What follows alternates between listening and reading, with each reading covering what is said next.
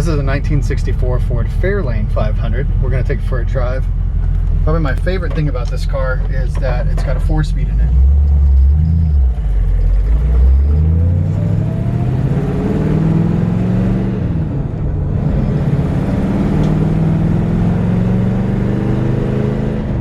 It's got a brand new engine in it, rebuilt engine, roller motor. It's actually an early 90s 302, which is really, really desirable engine. Totally rebuilt. And then it's got the period correct 4-speed top loader, Hertz competition shifter. This is a really cool car.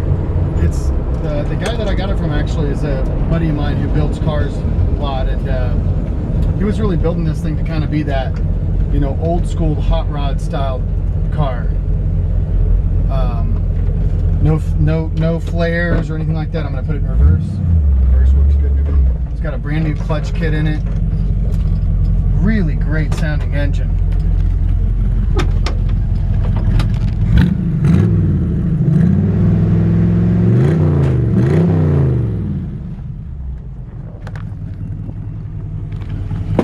And literally there's probably 200, maybe 300 miles on this engine at most. We haven't driven it much since we put the new engine in.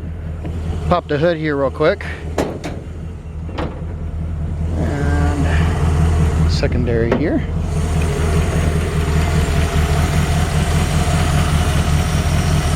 One of the things that my buddy's real fond of is just keeping things as period correct as possible. Obviously, he put a newer engine in it, but take a look at the write-up. He sent me a write-up on the engine he built. All of this stuff is, you know, period correct, styled, including the rebuilt generator, which is working great. So just a fantastic running engine. Turn the key off here, and that give me a chance to walk around. So of course it has some upgraded things like having a Mallory Unilight distributor, you know, electronic ignition. But brand new shocks up front, we just put those on. These are just super cool. And honestly, this is my first Fairlane. I've had many Galaxies. But man, this is a sharp car. Now, one of the things that I've been at odds about is the white top, because I love these cars, the tuxedo look.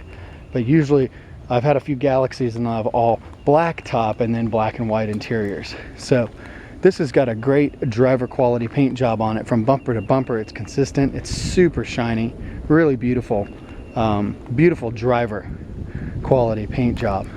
And the nice thing is, I call the paint shop and my guys can paint the top. You know, probably anybody anywhere who knows how to paint can do a good job painting the top, matching it for about probably $400. So not too expensive to finish this thing off in all black if you wanted to. Getting up on it, the trim is in good condition. It's not a show car. This is not a show car, not show quality, but just a really nice, you know, driver quality. The back bumper is still shiny, but if you get right up on it, you can see the micro pitting. The rear trim is in good shape. Light bezel's all in good shape. Nice straight lines on the car. That was what really sold me on it. There's a couple of tiny imperfections. A spot, one tiny little spot here. Spots that I might not even be able to get with the camera. They're so tiny. There's a little spot there that could be touched up with some fingernail polish maybe, or some paint. Nice set of American racing wheels, and these are kind of old school classic style wheels, which are really cool. I love also the fact that it's got the yellow lights in the front. The front bumper is in very good condition. It's in better condition than the rear bumper. Rear bumper is still presentable, like I said.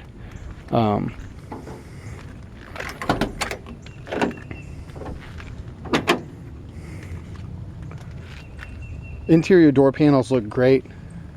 Seat covers look great. They're older. They probably have been reconditioned at some point. They're older, but they're in excellent condition. Rear tray is in good shape. Headliner appears to be new.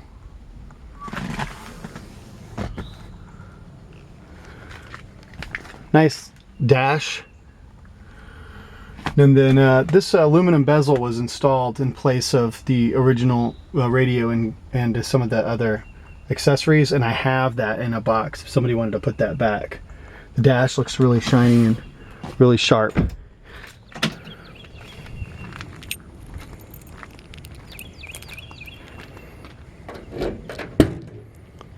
Trunk opens easily, the springs work great. Nice, clean, and rust-free trunk.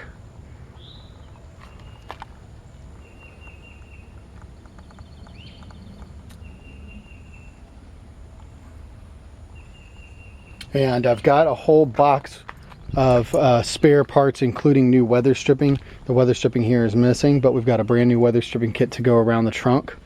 And also new windshield and rear window weather stripping in that kit as well. Another thing too, if you catch it in the video, I'm not sure, but I've got brand new kick panels coming, and those will be installed. Right now the kick panels are not in it. Those will be installed for the new to the vehicle when we sell it out. So a couple of spots under here. There's a little spot of rust there. Overall pretty good, clean floor pans. Older, unrestored. Some of the original undercoating kind of hanging on there, and then like I said, overall rust-free. I'm having a brain fart. Going down the side of the vehicle here, rockers are all rust-free. That's really nice.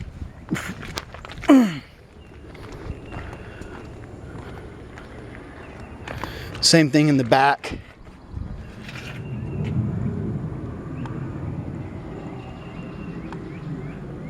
The tank was recently taken out and cleaned and put back in. Nice clean frame rails. This has not been detailed, so it's still a little, you know, it looks a little dingy underneath, but it's all superficial surface rust, with the exception of maybe a couple of tiny spots of real rust, or rust through.